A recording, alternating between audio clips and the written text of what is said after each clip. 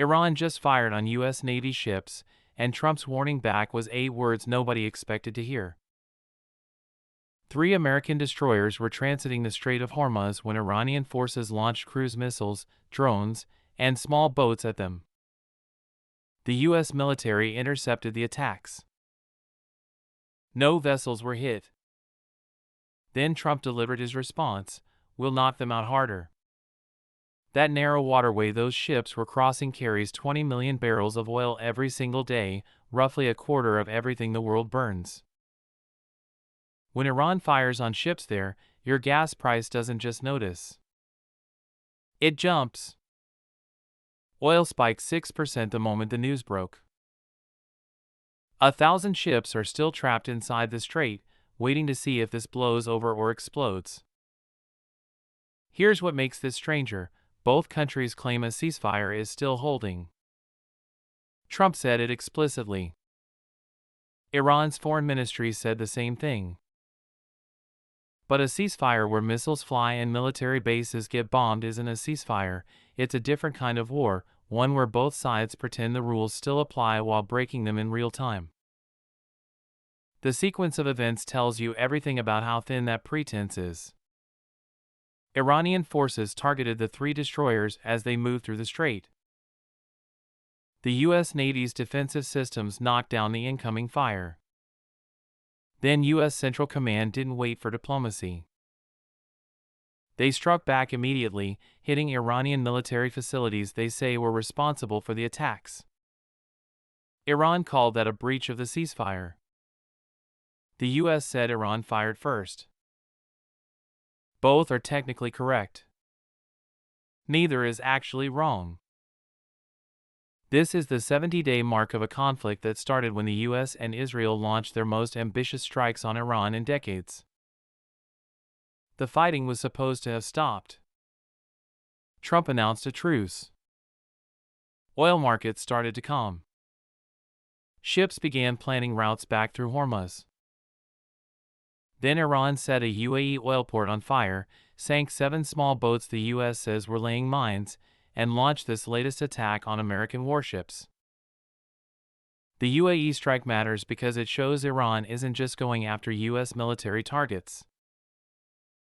They're hitting the energy infrastructure of a U.S. partner in a region where every oil facility connects to the global price of everything. Fujairah, the port that got hit, has become critical precisely because Hormuz is contested. It's one of the few ways UAE crude can bypass the strait entirely. Iran burned it anyway. Trump's quote, "We'll knock them out harder," is deliberate vagueness. Harder than what? Harder than the last round of strikes? Harder than Iran's threshold for retaliation? It's a threat that scales with whatever comes next. If Iran escalates, Trump's already told you his response won't match their move. It will exceed it. What no one's saying out loud is that this pattern makes a real ceasefire almost impossible. Ceasefires work when both sides stop shooting and start talking.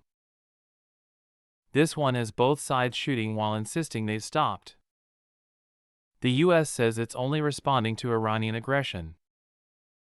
Iran says it's only defending against American breaches. The logic is airtight. The violence is continuous. And the thing that makes ceasefires hold, the belief that breaking them costs more than keeping them, has evaporated. The trapped ships tell the clearer story. 1,500 vessels are stuck in or near the strait, waiting for someone to guarantee safe passage. Trump announced a plan to guide them out, then paused it, then restarted it depending on which day you check the news. The shipping companies don't know whether to risk the crossing or reroute entirely. Every day they wait costs money. Every day they move costs more if Iran fires again. Meanwhile, oil traders are doing the math the rest of us will pay for later. If Hormuz stays contested, even partially, the global oil price doesn't return to normal. It resets higher and stays there until the route is fully open or the world builds enough alternative capacity to stop caring. Neither of those happens fast. Trump's warning contains an assumption that hitting Iran harder will make them stop. But 70 days into this conflict, the pattern suggests otherwise. Every U.S. strike produces an Iranian counterstrike. Every Iranian attack produces a U.S. response. The intensity increases. The justifications remain identical. And the ceasefire both sides claim to honor has become the rhetorical cover for a war neither wants to officially declare. The Strait of Hormuz is 21 miles wide at its narrowest point. Iran controls the northern shore. The U.S. Navy patrols the shipping lanes. And now we know what happens when 3 American destroyers try to cross it during a ceasefire that isn't one. Pope Leo XIV held talks with U.S. Secretary of State Marco Rubio at the Vatican, aiming to mend diplomatic relations strained by President Donald Trump's public criticisms of the pontiff. The meeting marks a high-level effort to stabilize U.S.-Vatican ties after repeated friction. Marco Rubio's visit to the Vatican represents the first senior diplomatic engagement since tensions escalated. The meeting signals that Trump's attacks on the Pope have forced formal diplomatic repair efforts, highlighting unusual strain between Washington and the Holy See. This reflects a broader pattern of Trump's willingness to publicly antagonize traditional allies and institutions, testing the limits of long-standing diplomatic norms. New satellite imagery shows Iran has struck significantly more U.S. military installations than publicly reported, according to a Washington Post investigation.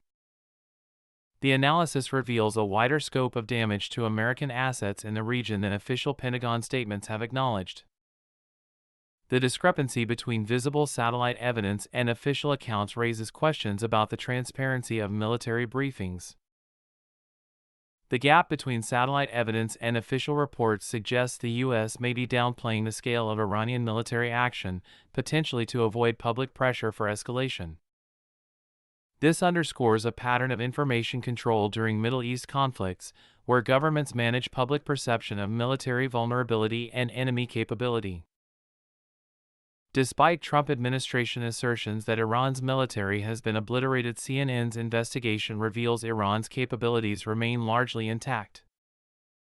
Journalist Isabel Young's analysis of available evidence shows a gap between political rhetoric and military reality on the ground. The data indicates Iran has maintained core military functions despite sustained pressure and targeted strikes. The disconnect between official claims and ground truth could lead to strategic miscalculation if policymakers base decisions on overstated assessments of Iranian weakness.